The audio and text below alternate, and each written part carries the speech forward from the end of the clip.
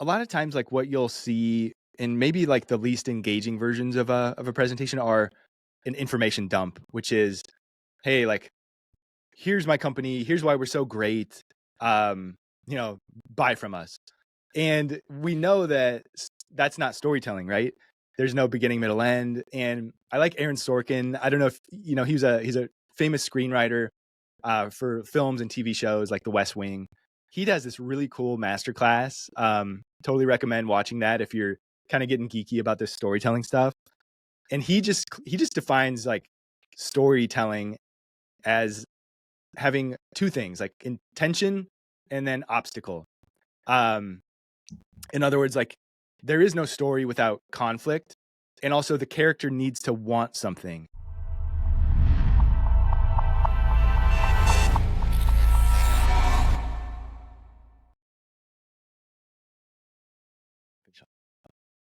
Mikey, welcome to the show. Yvonne, thank you. I'm excited to be here with you. Me too. Let's kick it off by sharing a little bit about yourself for people that don't know you already. Where are you from? Where are you living? What do you do for a living? Sure. Yeah, I grew up in Colorado, out in the Rocky Mountains here in the States, and but I was born in Indiana, and so I went back to Indiana for college, moved around, but ended up back here. And Yvonne, I wanted to go. It's funny because we just had our Super Bowl here. I don't know if you're, watched any of those commercials, but my dream in college, I realized I want to be a creative, and I didn't really know what that meant, but I knew I wanted to go make those like Super Bowl style commercials and integrated advertising campaigns. I grew up like with this weird reverence for kind of irreverent advertising. I loved the Old Spice commercials that Wyden and Kennedy would always make, and everything that this agency called Crispin Porter Bogusky was putting out was really edgy, and it got people talking. And I loved always like Nike's commercials and advertising. So I found a graduate school program to get a Master of Fine Arts in Advertising Design from this college in Savannah, Georgia. And I was just about ready. I had a portfolio. I learned some design skills, some copywriting skills. I wanted to go work in an agency. And then I met my now wife, who lived in Indiana, where there's not a huge advertising industry, and but there is a big MarTech scene. So turns out this group of people started a company called Exact Target. It got acquired by Salesforce, and there was this huge MarTech ecosystem brought to Indianapolis. And so through my college network, I found an internship at sort of this Exact Target spinoff, a company called Compendium Blogware. And I became this generalist marketing designer in a B2B world. And I thought, oh my God, my life is over. What have I done? You can't be creative in B2B, right? And so, but I did it because I followed my wife, and that worked out well. And turns out I freaking fell in love with B2B marketing, and I've worked in it ever since. And found it, really started niching down. I did everything you could imagine as a creative designer in at a scrappy startup, but eventually found a love for PowerPoint and presentation design. And I can tell you more about that, but eventually started an agency called GhostRanch Communications that specializes in presentation design. We work with a lot of B2B marketers, executives on, everything from those first call decks to their big stage events, product keynotes, but even the day-to-day assets that keep, a sales team enabled and telling better stories at scale. All right, I took a few notes here, starting from the Super Bowl. So I'm based in Europe, in Italy. We know about Super Bowl more maybe because I'm in marketing. So we talk about marketing, ads for the Super Bowl rather than the sport itself. Mm-hmm. But in your opinion, what makes it unique, at least from a marketing or from a communication standpoint? Why is it like one of the top points of reference Yeah. for the marketing ads, and why everyone is talking about it after the show? Yeah. That's a great question. I think Gary Vaynerchuk is out there in the last couple of weeks talking about the value of the Super Bowl still. He says it way better and probably with more expletives than me, but it's $8 million. And he's like, I couldn't, if a client of ours gave us $8 million, I couldn't hit social influencers, paid. I couldn't get the eyes that one Super Bowl ad gets. And it's because, as you know, everything's become so fragmented and disparate, but it's that one time a year where the general population in America here tunes in and watches the same thing at the same time. And then, with the advent of social media and tweeting and Xing or whatever you call it, people are actually real time engaging and talking about these ads. And so I think that's it. It's like there used to be mass media and then it went away. And now the Super Bowl is the one time when America tunes back in and recreates that mass media moment. Yeah, yeah, I think it makes sense. And jumping over to the next point, you said you fell in love with B2B communication, with PowerPoint presentation. I'm just curious to hear, how does this happen?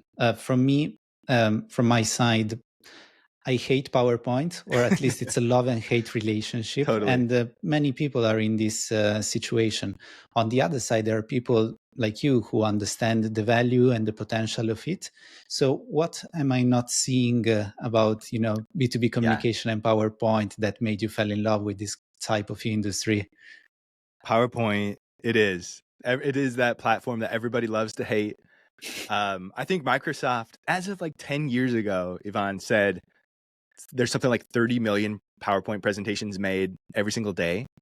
And with Google Slides now, I think has to have taken half of the market share. I don't know. And then these new ones popping up every day. I think they're so all around us. It's almost like air. We breathe, PowerPoint slides. We just take it for granted. And when Microsoft created PowerPoint, they had a novel and an admirable goal, which was to make visual storytelling more accessible to everybody, right? Because it's meant to be a visual medium. Slides are supposed to support the ideas that a speaker is talking to.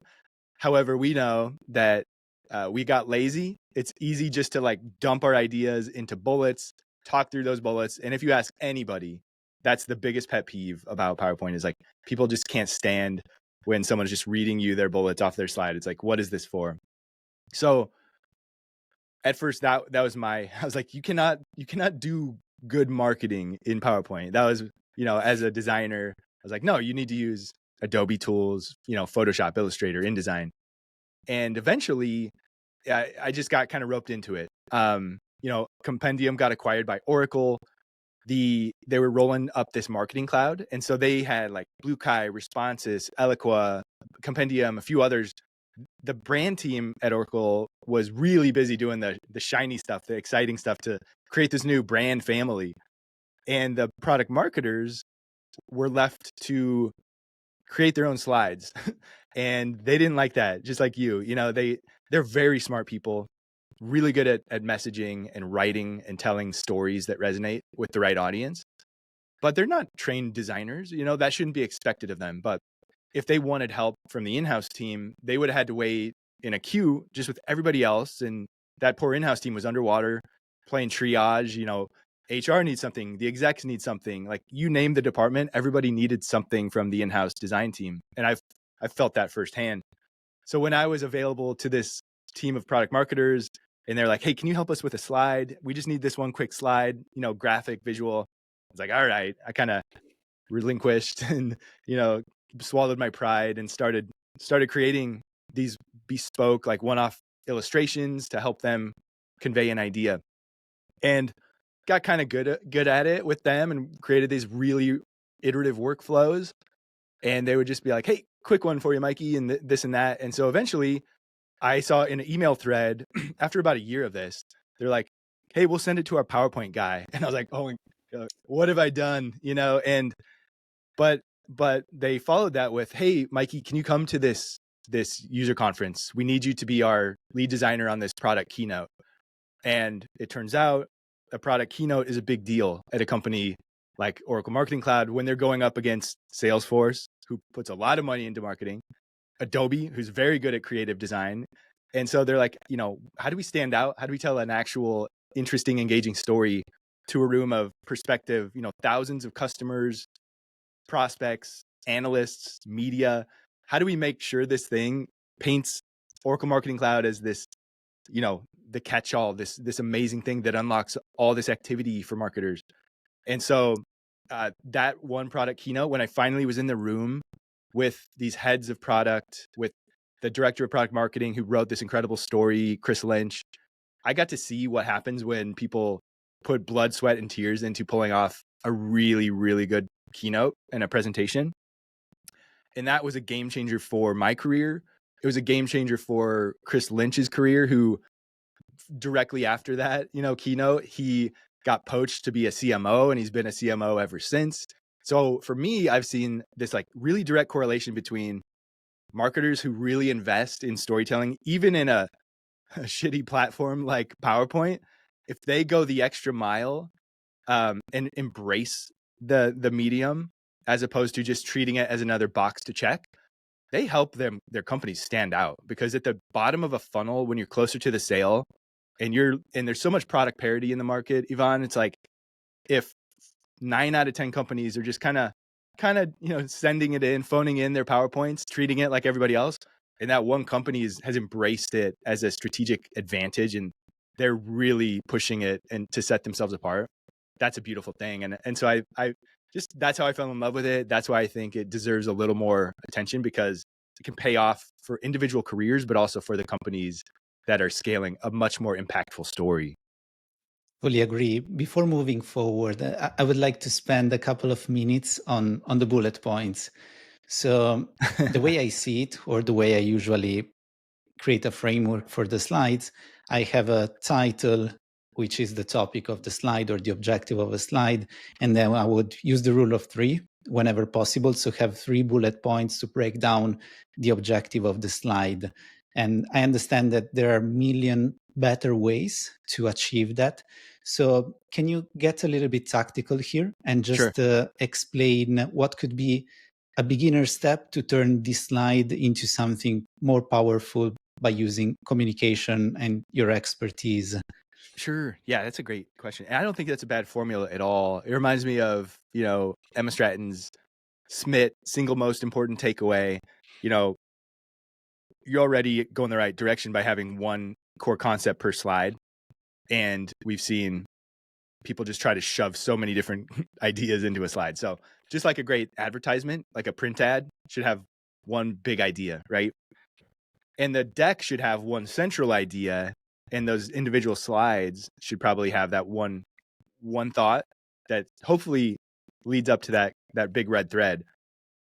But one thing that we've coached, maybe hopefully a tactic that listeners can sort of latch onto, is maybe like unthink the idea of a slide. We start to think about sequences as opposed to just slides, because the beauty of a really good presentation is you can actually bring someone along a journey.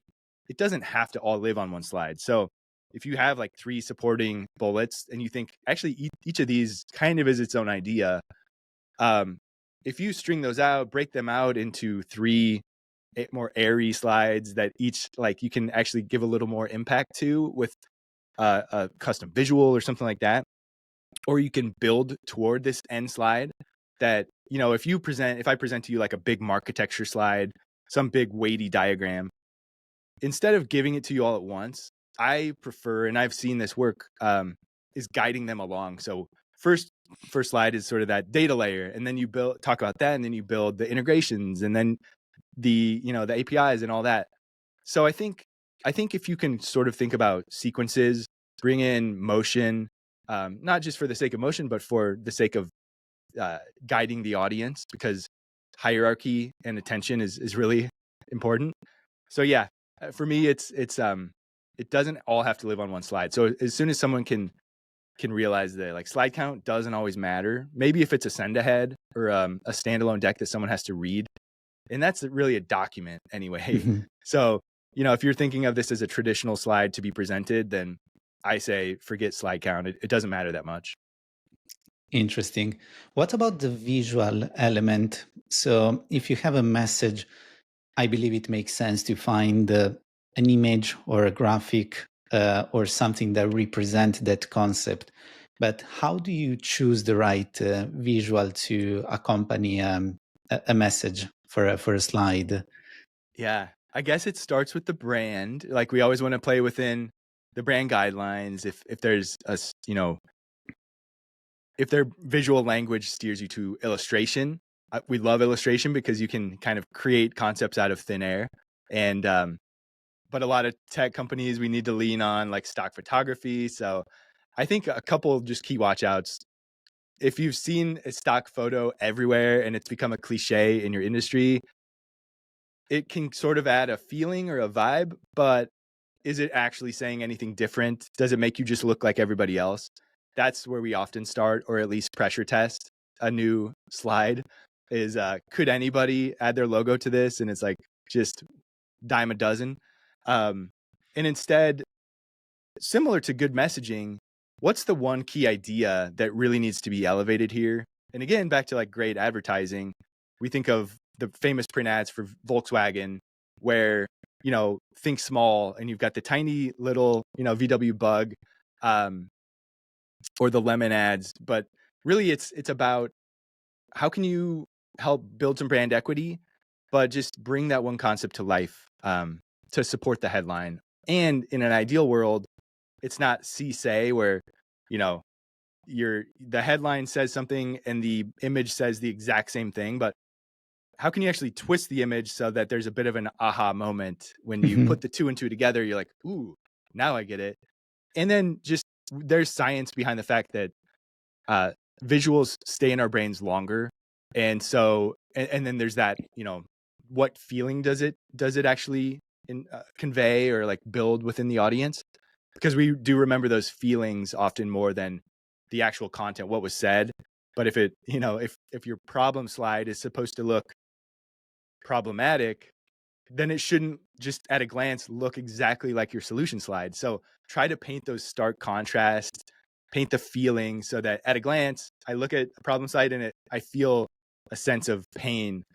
Whereas I look at that nice, airy solution slide and there's a clear contrast in juxtaposition when you land at this beautiful new bliss, right? And that's what a solution slide should give you, that feeling of kind of utopia, right?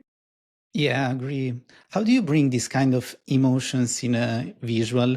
I'm assuming you can use elements like colors or different type of Yeah. grading filters, etc. Is it the right way to think about it, or are there better ways in order to bring in more emotions, especially when it comes to B2B companies, which apparently Yeah. struggle to bring in that extra customization Sure. to communication? Yeah, that's a great point. I think the we're always trying to talk to the end user, the audience. Like we want them to feel a certain way. And I think the easiest way to go, and maybe the one that gets maybe overlooked the most, is just putting humans back into our decks. I think we probably avoid it because we're sick of, again, those really cheesy stock photography, but there's really good photography out there. You just have to look a little deeper. And if you can just find some, you know, find people for your decks in photography that your end buyer can see themselves in, and they can, if they work in IT or dev or something, like, can they see themselves and resonate with that person and the feelings that are being expressed, whether sheer delight or frustration. um I think sometimes people think it's a little bit too on the nose, but I tend to think that just the human face and condition can do a lot to convey a mood. And then I personally love metaphors. I think a lot of times when you're working with like a committee on something like a new vision or like a first call deck, it's hit or miss. I think a lot of people get too literal and they'll tear down any analogy or visual metaphor that you try to come up with. But when it can be done really well, it's like, I remember this one we did for Magento a long time ago, where it was the race to digitize. Like they were trying to get analog companies onto Magento, to start selling online, basically. And they likened it to this race, and so the imagery was like about like pelotons from road bikes and like people sprinting, and sure, that might sound played out, but we were able to treat the imagery so that it felt very much on brand, ownable by them, and it did convey this feeling of urgency. And I think when you can strike that chord and find a motif that carries your story and carries this through line, I think it could be really powerful. Yeah, I agree. What I'm curious about, Mikey, I have two scenarios that mostly happen in my day-to-day life. On one side is the quick presentation. Let's say I'll be talking, or I expect to be talking for 15 to 20 minutes, and I time box maybe 1 hour to create a presentation. And on the other side, I see the major events, such as you said, Mhm. keynote speaker and those type of more impactful presentations. So starting with the first use case, so the more simple, Mhm. let's say I have a message that I need to convey in a short amount of time. I don't have a lot of support to create this kind of presentation. Where do I start? What should I be thinking in order to create an impactful deck or communication so that it can be, developed and talked in maybe 15 to 20 minutes, and that actually transfers the message in an efficient way? I love that. Okay, let's start there with just let's the quick hitting 10-minute, 20-minute presentation. Um, so a lot of times, like what you'll see, and maybe like the least engaging versions of a presentation are an information dump, which is, hey, like here's my company, here's why we're so great. Um, you know, buy from us. And we know that that's not storytelling, right? There's no beginning, middle, end. And I like Aaron Sorkin. I don't know if you know he's a famous screenwriter for films and TV shows like The West Wing. He does this really cool masterclass. Totally recommend watching that if you're kind of getting geeky about this storytelling stuff. And he just defines like storytelling as having two things, like intention and then obstacle. Um, in other words, like there is no story without conflict, and also the character needs to want something. And so if you were like, okay, I want to make my information a little bit more story driven, and I want my audience to actually care and insert themselves and feel the pains of this story or the goals of this story. So I think if you can at least establish some sort of conflict up front and also a desire. So whether that's you're talking about like a persona, hey, look, we talk to a lot of so and so's like you know, job title, who want to do this. You know, they want to grow revenue, they want to, you know, engage more prospects, whatever. Um, paint that desire, because if the character in your story wants something, they all have a job to be done too, right? And so they want to succeed. They want to see this person you're talking about in your story succeed because they see themselves in that person. So establish a vision. I think if you could only have like 3 slides, it would be you have a vision slide, which and a vision can be defined as a daydream or a nightmare. So it's either you can play to the fear. Here's what you have to avoid. You know, this is coming. You have to avoid it. Or, hey, wouldn't it be great if you could do this? So that's your vision. It establishes that desire. But then you have your not so fast, you know, slide, which is the problem. Or, you know, it's kind of like April Dunford's today's like other approaches in her sales pitch book. It's like, well, a lot of people are trying to get to this utopia or avoid this nightmare by trying X, Y, and Z. So then you spell out the possible problems with trying to do it those other ways, which then tada sets up your solution slide as the only possible route that you need to take. So I think you can honestly tell a pretty good story with those 3 key slides, and certainly you can add more slides within and before and after. But a vision, a conflict, and a resolution, if you have those in, you should have the ingredients to like kind of weave a through line and tell a more engaging story. I love it. Is there a way to, or is it a best practice to somehow test it out or have a Ooh, dry run? I know in an ideal world it would be always great to do so, but yeah, let's say in a practical, daily life, what can you yeah. do once you finish the presentation to actually sort of stress test it? That's awesome. I love it. And like I'll start with I feel like pitching never stops, you know, like Mhm. there is no mic drop. There's no end to your first call deck. I think it should always be considered evolving and open to feedback based on what you're hearing from the market. So first and foremost, if it's something your team or your company is going to keep on pitching, then always keep iterating on it, and don't just set it and forget it. But before you reveal it, I guess stress testing within the committee, if you're building it for a sales team, definitely bring in the head of sales and the leaders, and even like try to get key sellers to give it a whack. And if anything feels off, then you guys can kind of revisit and tune things. But if it's for you, if it's a first time, you're going to go up to product marketing summit.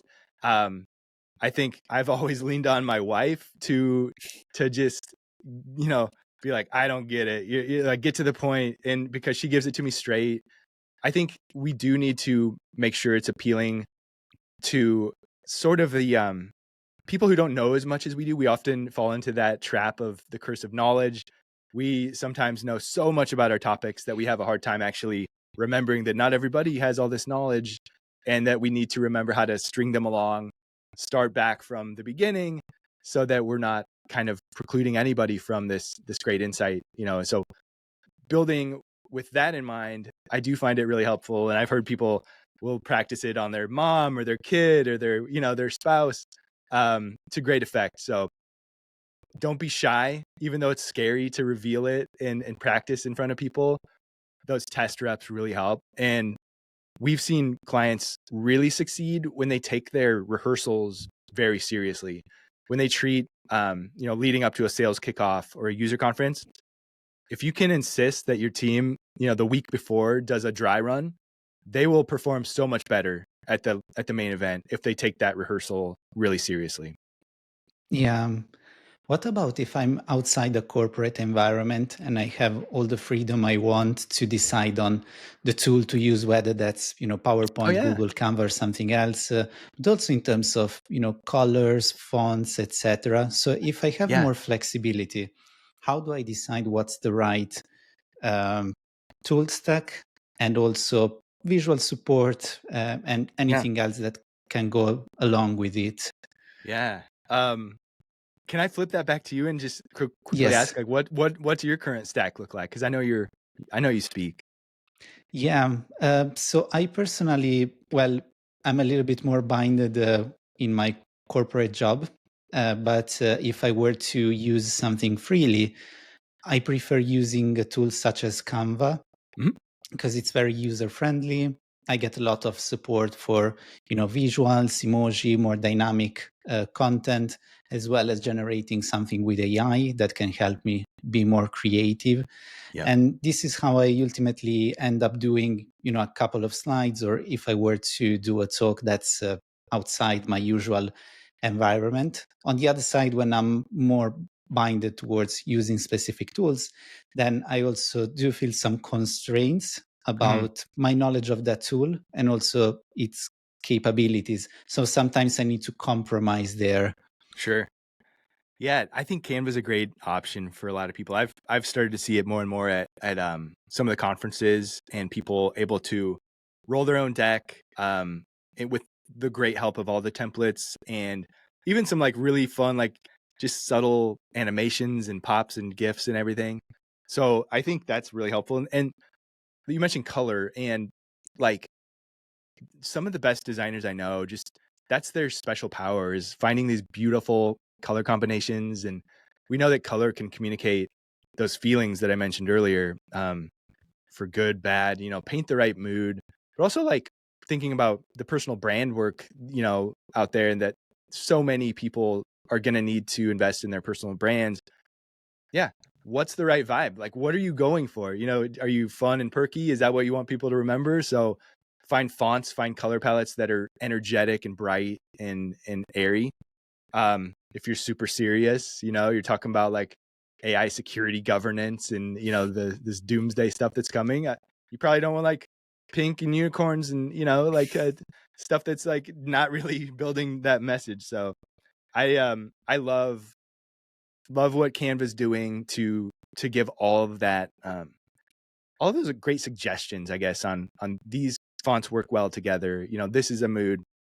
And there's certainly more places that someone who needs to go kind of roll their own stuff. Creativemarket.com for years has always been a really well curated marketplace where you can go find stuff that, if you pay like $20, it kind of means that a lot of other people aren't gonna go purchase that same thing, because a lot of people just opt for the free stuff.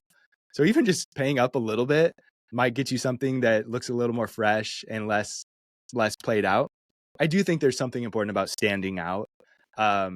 It's not everything, but I think finding something that just lends well to your style, just making sure a speaker feels comfortable, with what they've got up behind them, can do wonders for that person's stage presence and like fitting the right vibe. It's all about, I think you'd agree, like speakers we've seen who just tend to feel natural are just trying to be themselves. They're not trying to do anything out of the ordinary, but there's an authenticity to them. And I think like kind of finding the right deck style, art direction style can really like play that up a little bit and bring that personality out of them. All right. So I am team PowerPoint. I hate though the online version of PowerPoint, like what is it, like NetShare? Complicated. Google Slides is the GOAT in terms of collaboration, but Figma's playing catch up, Canva's playing catch up. There's a lot more collaboration going on, and I think PowerPoint's trying to get there. Keynote has always been great. If you've got a Mac, Keynote is so intuitive. We don't really care what platform it is. We just care that a speaker feels comfortable, looks great, and can use the slides and to their advantage. Sounds good. Let's now get into the premium version of communication and slides. Let's think about a scenario such as a keynote session or a company, a SKO or global yearly event. Where does it start? So I assume that the person or the company has a message in mind and that's clarified. What happens afterwards? What are the key steps or processes in order to develop a story and then translate it into slides afterwards? Yep. That's a great question. I think the team involved in creating the message, one of their top priorities should be distillation. Like, clearly we can't say everything, and we know there's a lot of voices at this company, at this suite, this portfolio. There's all these product leaders, there's all these features, and everybody wants their features to be touted and and talked about. But there's only so much time. So whether it's the head of product marketing, the chief marketing officer, all in collaboration with the head of product, the CEO, whatever the team is, they should be really trying to think about distilling everything down to that one central takeaway. What's the one big idea, what's the one key phrase that everybody's going to remember and latch onto? The best example, Steve Jobs, the iPhone reveal, or the iPod, I should say, was 1,000 songs in your pocket, right? If you can distill some singular takeaway and that's your North Star message for the whole keynote, you're going to be in good shape, because then as you make decisions about what sections come in, what slides come in, are you laddering up and supporting that key theme and that key takeaway? If you've got like 10 takeaways, as they say in like Made to Stick, you're saying nothing, right? So stack hands, it's painful, but make sure everyone is aligned on what that North Star is going to be. And that makes everything that much easier. So you can start big. My colleague, Allie Wilson, our executive creative director at GhostRanch, she studied design management, and she touts this idea of the double diamond process to like developing ideas. Have you seen this, Ivan? No, I'm not familiar with it. Okay, I can try to draw a crappy sketch, but ultimately, think of two diamonds together. First phase, you expand out. So if you're starting here, the first stage of the creative process is to try everything. Just like go big, go wide, create a lot of options. That could be with regard to the stories you're telling, those different themes and ideas. And then once you have all the ideas out there, then you start coming back, right? And you go from this expansion mode to distillation and refining. Then you get here again. And a lot of times we think of this as like the narrative section. Mhm. And then you're probably close to a core idea, a nice outline. But then you want to start expanding out. And this is where we generally would bring in like more of the design elements so that, all right, now we kind of know what we want to say. Now, how do we say it is this second phase. So how we're going to say it, we'll expand out again. And once we've gotten all the feedback from everybody, we've tried a lot of stuff. Now we're going to bring it all together into one cohesive, cogent, end-to-end story that's got visuals integrated and woven in so tightly that the visual story is saying just as much as what the words on the screen are. So I think here's what I wouldn't do is write the deck. Here's our outline, and then just toss it over the fence to some design department, because they will make it pretty, but you really need back and forth between both sides of the brain, right? The strategic, the verbal, and then the creative, the imaginative, the designers. When you can create a really tight workflow and you bring those designers into the process as opposed to leaving them at the end, there's going to be some breakthroughs along the way. And, like we've seen that central theme get kind of elevated because some designer showed up and is like, oh, you mean like this? And then they're like, oh yeah, that, and you know how it works. It's just like a back and forth. That beautiful collaboration can lead to better outcomes and more holistic storytelling rather than that sort of separated approach. Yeah, and from a practical perspective, how do you do that?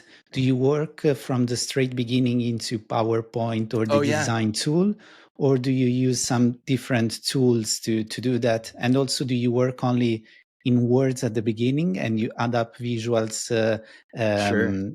later on? Yeah. Or what is it like? What's the best approach to do that? I think the way that we've seen it every way. I used to advocate for getting into slides sooner than later because things sound so different in our heads when we're writing them than when we're actually speaking them out and feeling what a transition feels like. So I think there is a scenario where you can go too long and live too long in that Word document, and then you run into some funkiness when it's finally in slides. But I think overall, we start in Word. Often we see some of the best keynotes just write in a Word document, an outline, or even like we've seen this sort of like a 3-column table where you've got your timestamp on the left, or like sort of the section. Here's this is the introduction. This is the problem section. You kind of spell out your talking points. And then on the right column, that's where you should have your column where it's like ideas for visuals. And so everybody, yourself included, if you're not a designer by trade, that doesn't mean you can't be a visual thinker. So a lot of our best clients they have a clear vision in their head, and they offer a lot of like really good suggestions on, hey, maybe try this for a visual, or the visual should convey this idea. So I think just because you're not quote unquote a designer doesn't mean you shouldn't pay attention to or offer ideas to what you want to see on the slide, because I think every marketer out there has it in them and should at least be able to paint with words and then have a designer run with that concept.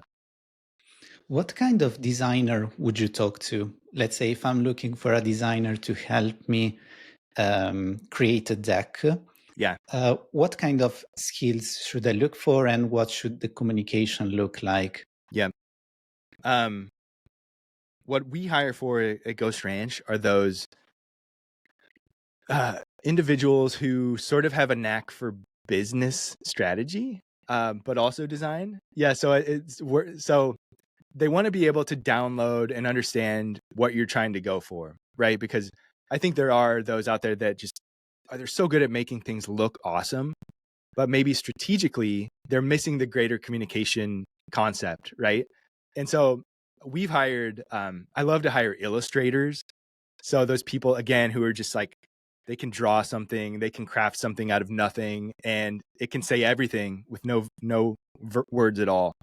And then we train them to become sort of hybrid designer / illustrator. So I look for versatility, and I look for people who are prolific and not too attached to their own ideas. I've heard someone say this. It's like, this isn't my baby. This is Ivan's baby. Like we want to pull it out of him and we want to create the exact idea that he wants to see that's going to help sell this one communication. So, we don't think of it purely as like graphic design, but as communication design. So if someone just has to have that ability to understand the big idea and to push that forward, as opposed to getting too hung up in the details of pure aesthetics. I Yeah. don't know how to find that person. I mean, I've been pretty good at finding that person to hire at Ghost Ranch.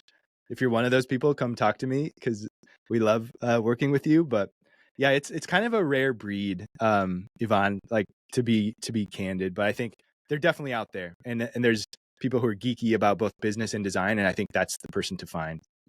I'm wondering if there's like any type of formal education that you can look for in their CV, in their portfolio, or any type of related experience that can Yeah, get you more comfortable into at least testing out this expert. sure. I would say a lot of them most likely have a background like a BA in graphic design. I'd say that's pretty par for the course. It's not required though. There's certainly self-taught people out there, but I'd say a lot of them did go to some kind of art school, visual design kind of degree. From there, though, any experience in B2B is pretty awesome because I think also that they're they have that ability to dig in, to work directly with stakeholders. Um, you know, when I was at a larger agency, things were kind of handed down to me from, it all got filtered, right? It came from the client who talked to the account manager, who talked to the project manager, who talked to the creative director, who talked to my design manager, who told me what to do. And so I think finding that designer who's just comfortable to sit and pocket directly with you, and they've got kind of both the IQ, the EQ to understand what's going on, and they're not afraid to just like open up their screen and work live with you and kind of riff. I'd look for that scrappy mindset to someone who's just eager to to jump on directly with you and kind of get into it. Yeah. Do you have any websites to recommend? Something like 99 Design, Fiverr, Upwork, and so on. Is there any kind of dedicated website or platform for this type of design? Oof. I I imagine there is on Upwork.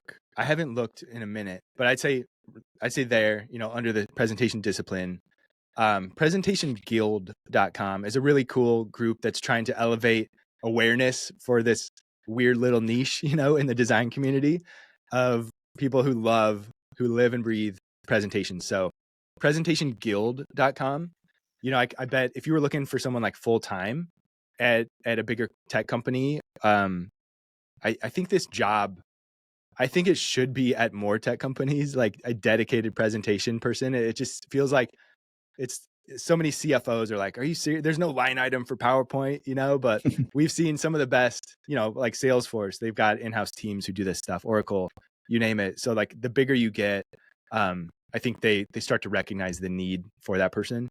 So I don't know, Presentation Guild, I might start there. Sounds good. I have one last practical off topic question before we jump into the way you work. And it's about the function notes inside PowerPoints and other presentations. Are there any kind of best practices? So let's say if I were to build a presentation, should I write talking points or bullet points in the notes? Should I write word for word what I'm Oh, about to say? yeah. What have you seen been, most successful approaches in order to leverage, or is it even something relevant inside this type of tools? Yeah, that's a good one. So I've seen it every single way. I've seen, big keynotes from executives. They have a teleprompter. They read directly, the whole Word doc. I'd say the best people, the best presenters I've ever seen, even though there's some advice that says you shouldn't memorize your talk, I'd say the best ones actually do, or at least memorize. Like they've rehearsed it so many times that they know what they want to say, and they might just have a couple gentle reminders in their slide talk track to just in case they get lost, or if there's like, don't forget to say that one thing. So yeah, I would say that's the upper echelon, is when you can actually just spend so much time preparing, rehearsing, that you know it with your eyes closed. Then you're not leaning on your notes as a crutch, because I've seen things get kind of hairy when someone's notes aren't working, and it can kind of flop, when they get a little too distracted by looking for that, or there's a stage monitor and they're looking down the whole time. I'm guilty of that. I've done it, right? But I think the best ones that feel the most natural, it's someone just knows the material so well. And I think when you're passionate about what you're talking about, it'll come out anyway. But I totally understand. I think there's been moments when I've blacked out and I'm like, did I even say the thing I wanted to say?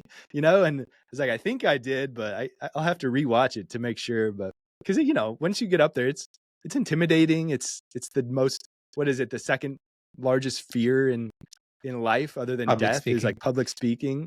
So yeah, it's, the emotions can get a hold of you. And so the prep work pays off. And if you need your notes, that's totally cool. Just more prep can do you some favors in the end. I think that's also a good one. So, fear of public speaking. So, on one side, you have the deck, which is nice, the story is great, it resonates, and so on. But once somebody needs to talk through it, and I assume, as you said, lots of people might black out, might be not in the best shape of their life during the presentation. What's the best way to approach it? Do you teach any kind of tactics on how to engage in public speaking events, whether they're digital or physical? When stakes are high, what's the best way to perform or to go through a presentation? Oh yeah. Again, I think it's about everything that leads up to it. Steve Earle on my team, he's my messaging mentor. He talks about the work he's done in running and training for marathons. It really reminds him of presentations and marketing in general. But the hardest part about running a marathon isn't the race itself; it's all the preparation you did leading up to it. So I think there, the more time you can put into it, the better. I think preparation.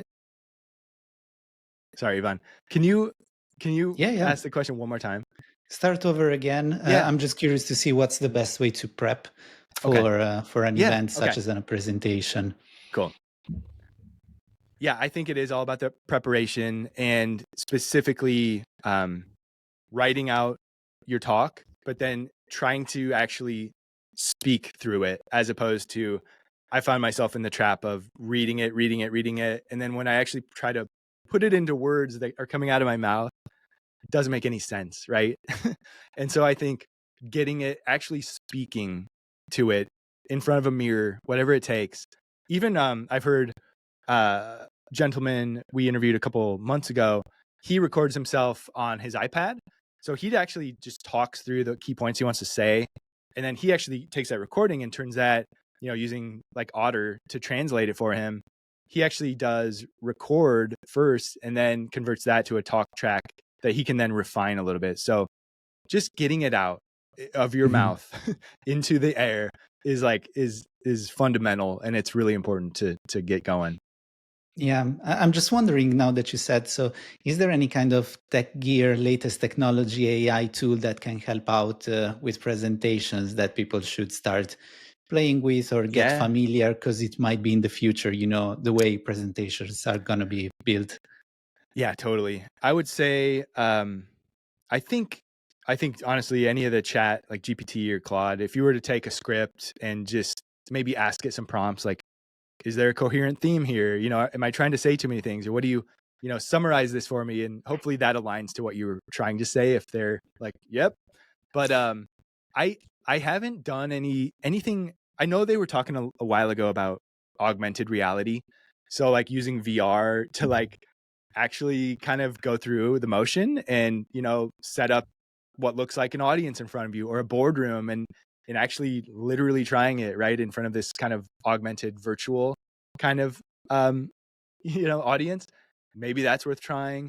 I honestly haven't gone too deep down. Like, I've been using Midjourney and a couple other tools to create imagery, and I've been having fun with that. For me, that's just kind of replaced stock photography. Mhm. It hasn't done anything to help me necessarily create a different workflow for my presentations, but I'm sure that stuff's coming. There's like beautiful .ai. There's a couple, Gamma is one I've heard of, where maybe you can create a prompt, it can bang out a presentation for you.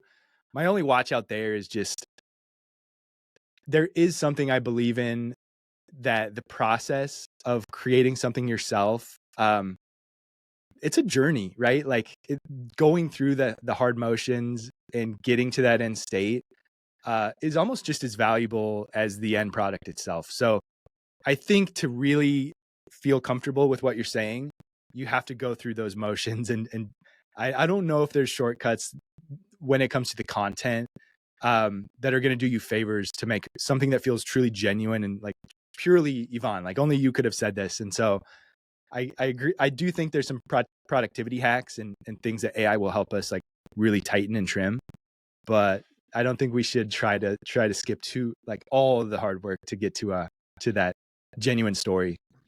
Fully agree. I know also currently there's some challenges with consistency. Let's say if you try to build up images, visuals, and so on, every time you get slightly different brand identity or different styles. So I know that there are some more recent tools that can help you be more consistent, but it's still something that you cannot expect, to create a full presentation just based on AI, or as you said, it's going to look pretty boring and standard as most of the presentations out there built that way.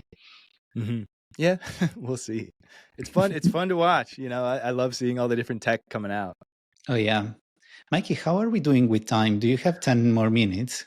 I think 10. Yeah, I have a meeting at the bottom of the hour here. So yeah, Okay. if you want to talk 10, Okay. and I'd love to talk Perfect. too about if there was anyone on the fence or in the States. We've got this story camp event that we're launching too. Yeah, for sure. Yeah, let's start from here. Mikey, uh, tell me a little bit more about Ghost Ranch. So, what are you guys doing, and who should reach out to you for what? Yeah, that's a great. Thank you. So we work with a ton of B2B marketers, and that can really range. But probably the three personas we talk to the most are directors of marketing or CMOs who just really want to make sure that across the board, their presentation discipline isn't a detriment to their communication strategy, internally and externally. Internally, as you know, um, more decks and more presentations are given inside an org, and that can have a ripple effect. So if everyone's just kind of like doing the half-assed, crappy PowerPoint thing, it kind of builds that muscle memory into their system. So we've seen a lot of CMOs and directors of marketing who come into a new company, they take an assessment of the storytelling, current status quo, and if they decide it's kind of needs some help, then we help them create a new vision. They'll probably do like a first call deck, a series of drill down product decks. They'll probably ramp it up and roll it all out at either like an SKO or like an all hands or something like that. And then often they'll want us to build a template so that people can Mhm. build new decks in the new style that are cohesive and don't look like crap. So yeah, that's often, it's like someone just landed at a new company and they just, the state of B2B storytelling via decks is just god awful, and they want some help. A lot of event work too. So a lot of directors of events will tap us to do, if they've got a user conference and they've got 6 of their executives are going to be up on the stage and there's 30 breakouts, they'll tap Ghost Ranch to help them scale the story and make sure those decks are all like really on point. All right. You were also telling me offline that for the first time you're organizing a physical event to help Yeah. people get better at presentations, but I'm sure also about lots of other areas of communication. So, what is it about, and where can people learn more about Oh it? yeah. I'm pumped. So it's called Story Camp, storycamp.com. And it was something we started doing for ourselves, to scratch our own itch for the last 3 years. Our agency, we'd get together once a year and we bring in an outside thought leader, someone who wrote a book that we like, to come give us a workshop. And then we also asked our team, hey, does anybody want to try to give like a little lightning talk to practice, to put yourself in the shoes of our clients, to feel what it feels like to have to go up on a stage? And at our last event, 10 people took me up on that. And, they prepared like a 10-minute lightning talk. They presented. We all like gave each other feedback. It was kind of awesome to give people who didn't otherwise have many chances to get up on a stage, like that chance to go through the motion and give them the confidence to be like, your voice deserves to be heard. You should be out there submitting to like more industry conferences. So a lot of clients were like, hey, we want to come to Story Camp. What is that? They would see our out of office thing. And we had this dream to say, like, what if we could make this public facing, commercialize it? And we are launching late July. It's in Park City. The very first, public facing version of Story Camp. We've got 3 incredible workshops. We build the workshops around the 3 prongs of what we think are like a holistic approach to better presenting. So someone's going to be talking about story. There's another on screen. So like, what are the visuals? And then stage. And the caliber we got is incredible. So Terry Zuplat was Obama's speechwriter for 8 years in the White House, and he wrote this book called Say It Well. So Mr. Zuplat is going to be there giving our story workshop. We have a Northwestern Kellogg, a professor of psychology and visual thinking is going to be there to talk to us about why you should have this type of imagery on your slides versus others. And then one of the second most watched TED Talk ever, Amy Cuddy, she wrote a book called Presence. She's going to be there to give us a lesson in body language and how to command the stage. So really this is meant for anybody who, again, you see the value of soft skills, that this is really important in your career, whether it's someone launching a personal brand, or maybe it's like someone like a product leader who they have brilliant things to say. They just haven't had many reps or the theory and the training to go through and make a more engaging presentation. So we talk to a lot of event directors and event marketers who are like, it kind of keeps them up at night when they know they have to fill these like 30 breakouts with subject matter experts, but they don't know how engaging they're going to be. So I'm talking to those people and saying, hey, like send your best of the best, those diamonds in the rough, and they can come get some polish at Story Camp, get some training, and come away with like assets and some practice. Amazing. Is there a website to register for it? Yeah, it's storycamp.com.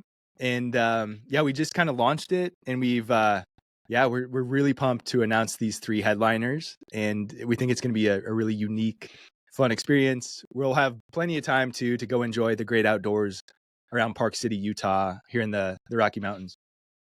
Nice. I'm so jealous. Unfortunately, I'm on the other side of the world, and I'll be maybe touching base with you afterwards to hear. Okay. What was if we it ever like? have a Story Camp EU, you'll probably be our headliner.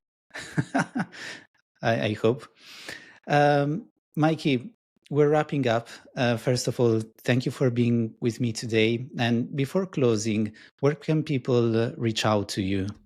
Yeah. On LinkedIn is probably where I'll be. Otherwise, honestly, you can email me, mikey@GhostRanch.com. I love just nerding out. I'm not going to try to sell you. If you feel like you could be doing better with PowerPoint or Google Slides or whatever, we just love to hang out and talk about this stuff. So don't be shy. I'm always open to a chat. Perfect. And I don't think you've mentioned it today, but do you also have a podcast and an email newsletter? Yeah, we do. It's Presentation Thinking is the name of our podcast, where we, my partner and I, Molly, we talk about books we're reading, speakers that we love. We'll break down TED Talks once in a while and just try to analyze what works about them, what we can take away to make ourselves better business communicators. So yeah, I think we're coming up on like 160 episodes. So we've been at it for a couple of years, and it's just it's a fun way to talk to other people who are as geeky as we are about this thing. Yeah, I agree. Mikey, once again, thank you so much for being with me today, and talk soon. Awesome. Thanks so much, Ivan.